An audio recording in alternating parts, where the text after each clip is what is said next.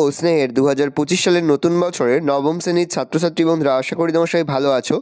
আজ আমরা যে বিষয়টি নিয়ে আলোচনা করব নবম শ্রেণীর ফার্স্ট সামারি অর্থাৎ প্রথম পর্যায়ক্রমিক মূল্যায়নের ইংলিশের কোশ্চেন পেপার নিয়ে। দেখো সরাসরি স্ক্রিনে কিন্তু আমরা নবম শ্রেণীর ফার্স্ট সামারি অর্থাৎ প্রথম পর্যায়ক্রমিক মূল্যায়নের ইংলিশের কোশ্চেন পেপারটা দেখতে পাচ্ছ। ফুল মার্কস তোমাদের 40 আর সময় তোমাদের রয়েছে 1 ঘন্টা 30 মিনিট। তোমাদের যেহেতু ইংলিশ কোশ্চেন পেপারে উত্তর করতে, সেহেতু প্রথমেই তোমরা তোমার নাম, রোল নং আর সেকশন লিখে তারপরেই কিন্তু প্রশ্নের উত্তরগুলো শুরু করবে। দেখো একের দাগে তোমাদের একটা সিনের প্যাসেজ তুলে এখান থেকে কিন্তু প্রশ্ন করা হয়েছে, খুব ভালো করে তোমরা কিন্তু সিনের প্যাসেজটা পড়ে নেবে, তারপরেই কিন্তু প্রশ্নের উত্তরগুলো শুরু করবে। দেখো এর দাগে রয়েছে অ্যান্সার দ্য ফলোয়িং কোশ্চেন, প্রশ্নের মান রয়েছে 1 করে 1 × 4 = 4। বি এর দাগে রয়েছে ফিল ইন দ্য ব্ল্যাঙ্কস, প্রশ্নের মান রয়েছে 1 করে 1 × 3 = 3। সি এর দাগে রয়েছে carefully choose one words from the text to express the meaning, প্রশ্নের মান রয়েছে 1 করে 1 × 2 = 2। দেখো দুয়ে দেখে তোমাদের একটা পোয়েমের প্যাসেজ তুলে এখান থেকে কিন্তু প্রশ্ন করা হয়েছে, খুব ভালো করে তোমরা কিন্তু পোয়েমের প্যাসেজটা পড়ে নেবে, তারপরেই কিন্তু প্রশ্নের উত্তরগুলো শুরু করবে। এই দাগে রয়েছে অ্যান্সার দ্য ফলোয়িং কোশ্চেন, প্রশ্নের মান রয়েছে 1 করে 1 × 4 = 4।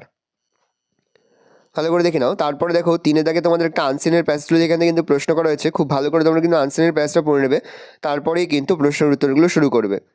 এর দাগে রয়েছে write T for true and F for false statements, প্রশ্নের মান রয়েছে 1 করে 1 × 4 = 4। বি এর দাগে রয়েছে অ্যান্সার দ্য ফলোয়িং কোশ্চেন্স, প্রশ্নের মান রয়েছে 2 করে 2 × 2 = 4। তারপরে দেখো তোমাদের গ্রামার অ্যান্ড ভূগোল থেকে প্রশ্ন করা হচ্ছে, 4 দাগে রয়েছে write the correct alternatives to fill in the blanks, প্রশ্নের মান রয়েছে 1 করে 1 × 3 = 3। বি এর দাগে রয়েছে fill in the blanks with appropriate article and preposition, প্রশ্নের মান রয়েছে 1 করে 1 × 3 = 3।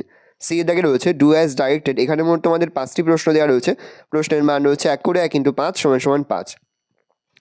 দেখো 5 দাগে মোট তোমাদের 2টি প্রশ্ন দেওয়া রয়েছে, প্রশ্নের মান রয়েছে 2 করে 2 × 2 = 4।